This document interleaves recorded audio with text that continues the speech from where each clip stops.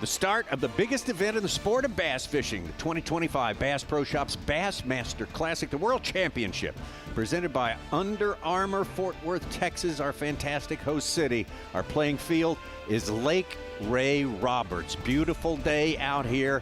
Challenging day. That's a scene right there at the Progressive Tailgate Party, sponsored by Lippert. And this is the Bassmaster Studios, our traveling edition of the Bassmaster Studios, sponsored by Marathon. Mark Zona. Got Peter Miller here as well. I'm Tommy Sanders, and we have one day under our belt here, and we have seen a lot today. We didn't really know what to expect. We knew it was going to be challenging. Definitely. It was very, very chilly this morning. Early this morning, the fish were just kind of tight, and you could tell a lot of the anglers wanting to get comfortable. But as it started to warm up, Lake Ray Roberts started to show up in a big way, big-time quality. And for a lot of the viewers that, you know, what are we going to see going in to the second day of this tournament? We're going to see diversity. We're going to see technology versus traditional fishing. As Peter Miller said, you had never been to a Bassmaster Classic. It is the real deal. It's the real deal all around. You're seeing a little bit of everything. And what I really like to see was Trey McKinney staying really calm, because a couple weeks ago I saw him getting wild with all the fish he was catching. Stayed really calm, collected, and then you see someone like Livesay coming in with one fish, and we're kind of concerned. But all of a sudden, he gets to a spot like we talked about. I said a few times, he said, I've been throwing 100 casts, but now I know they're going to bite, and they started biting, and he caught 4 or 5 fish back to back. All right, well, let's dig into what we have seen out there today, and it is a lot. Yes. We have seen some great fishing action, and as promised, plenty of big fish. Let's start at about 9:45 this morning, Japan's Taku Ito. Exactly right, Taku Ito. The only problem is catching a great big one right there. He said it was only 6 pounds. We're going to say a little bit big. Exactly right, my friend Peter Miller. Only problem is catching a limit, so critical in this tournament. But many of the competitors said, hey, you possibly could win this tournament without catching a limit all 3 days. From there, well, your defending Bassmaster Classic champion, looking at Justin Hamner, who had a very solid practice, slow and steady, but really missing a big bite till about midday. Yeah, Justin Hamner looking to go back-to-back, being one of the few who have ever pulled off that feat. And he's not out of it as yet. He got things going a little bit better after midday. Yeah, and he really felt he had an area that he could catch 30 pounds early. Not the case. Might have been affected by wind, but catching that giant midday today. That's the third time he did. 3 times a charm. That is incredible. I was hoping it'd bite. Let's go!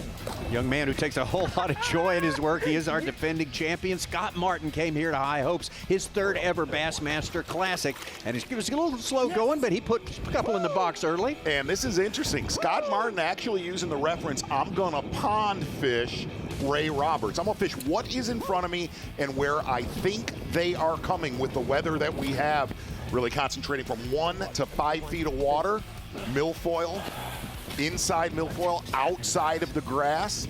Only problem, like we said, like Taku Ito, catching quality, but the numbers were not there for Scott Martin on day number 1. Yeah, and he's used to fishing that pond style. He lives on a big pond. He grew up in a big pond. Wasn't able to put everything in the boat that he hooked into today. I know that was frustrating for him. Still in all, with a little bit time left to fish in the day. Was the last time we checked in on him. He was holding steady in the top 20, and that's what you've got to do during the course of these first 2 days. Be in the top 25. Bassmaster Classic.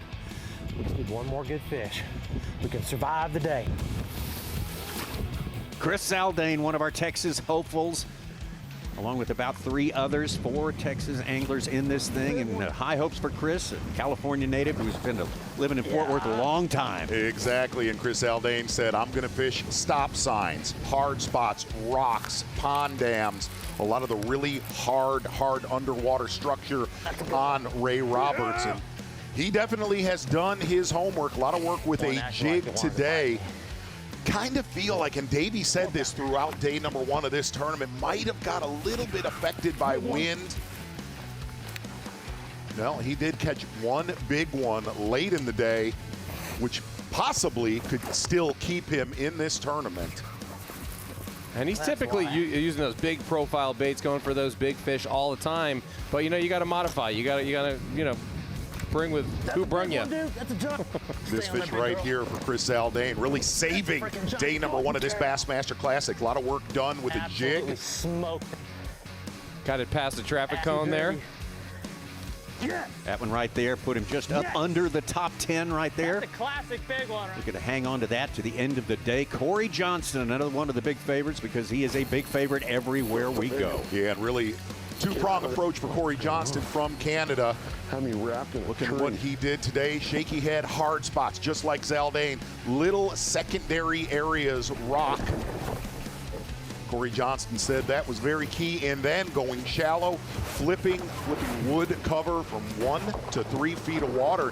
One thing that amazed me, how shallow some of his bigger bites came today. Very solid day for the angler from Canada, sitting unofficially right around 20 pounds. And, you know, and Davey said earlier, you know, when they were cruising out of their spots, they both had one fish. He said, you know, these guys are the best of the best. There's no way they're going to stay in that zone. And sure enough, he just chunked away at it. It was, you know, 1 at 10, 1 at 11, 1 at 12. And there he's sitting right there in the top 10. Let's talk about another one of our Texas hopefuls coming into this classic right here, and probably the most hopeful of all was Lee Livesay. Many people picking him to take this thing. Yeah, and here's really what Lee Livesay's biggest concern was coming into this tournament. That was fish number 1 early this morning, and he said, man, being the last boat, I'm really concerned. And at about, call it 12:30, 12:45, he went on a major flurry, was sitting on 1 bass, throwing a 3/8 ounce pink bladed jig with a 6 cents flush. Have I ever said a 3/8 ounce pink bladed jig on Bassmaster Live? No, Peter, I've never done that. Tuscadero, that's what that was from Laverne and Shirley. 6 pounds, That's 12 ounce, strong. a 5-pounder, a 4-pounder, 4-pound 12 ounces. I mean, he just started crushing. Lenny Squiggy. That's right. Yeah, That's right. Schlemiel, Schlemazel. Big time flurry. Saved a lot of Bassmaster fantasy teams. Lee Livesay did. Sigh of relief. Lee Livesay turning around in a very short period of time right here. And an interesting thing where he did his damage very, very shallow. Only had 1 other angler around him. Big flurry for Lee Livesay, one of the favorites this week in the 55th Bassmaster Classic. He remains a favorite as we head into day number 2. The man on top of it all at the end of this fishing period today, Trey McKinney. What a start he had.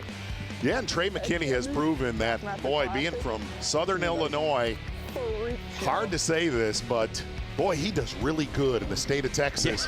For the most part, catching him exactly how he did last year on Lake Fork. Deeper, what looks to be a deeper suspending jerkbait. We're going to try to dial that in later on, Tommy Sanders. And here's the scary thing with Trey McKinney.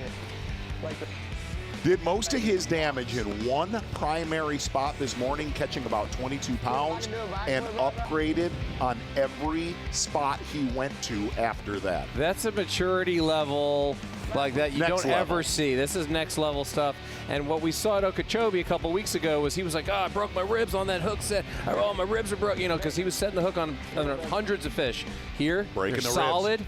He's setting the hook when he set the hook, and he's catching them. You know, 7, 5, 5, 5, 5. I mean, this guy is just racking and stacking up to 26, 27 pounds.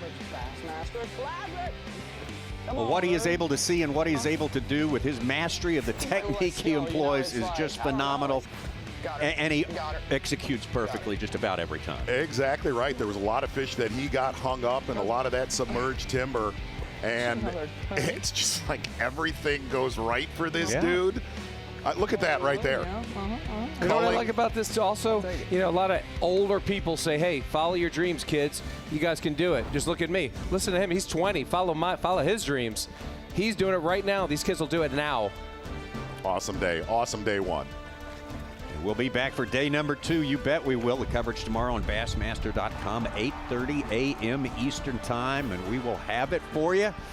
Good stuff from day 1 of the Bass Pro Shops Bassmaster Classic presented by Under Armour. The World Championship is underway, and it will go very fast from here on.